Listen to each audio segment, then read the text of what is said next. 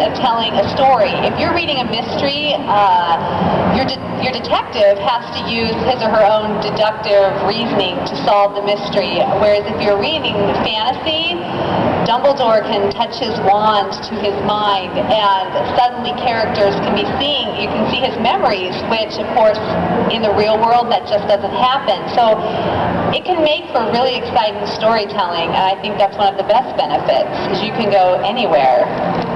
I think that we all want to believe that there's more to our world than meets the eye, and I think that's why supernatural is so fascinating, is because deep down, I think secretly many of us think that there really is more than we're seeing and hearing and feeling, and we can believe it in fiction and not feel crazy and go into these worlds where these kinds of things can happen and it's completely normal. I always recommend to people when they ask, hey, I want to write a novel, what can I do?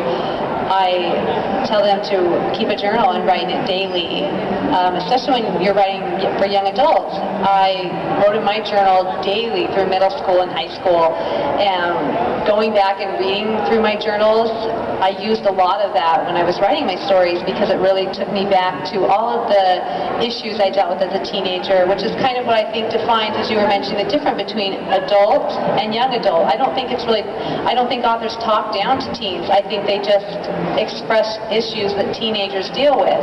You know, first love, being bullied at school, those kinds of things, rather than losing, what it feels like to lose your job and have to support your family, or divorce from your spouse, those kinds of things. But yeah, I use a lot of personal experience.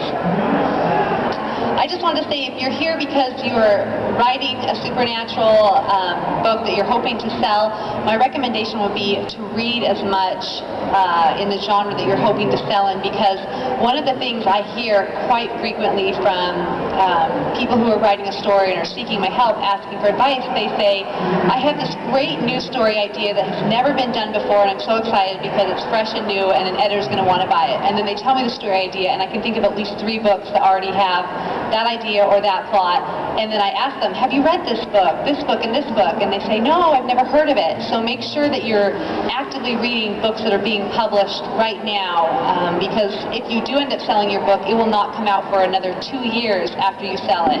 And you might think it's fresh, but if you're not reading what's coming out right now, it might not be as fresh as you might be thinking.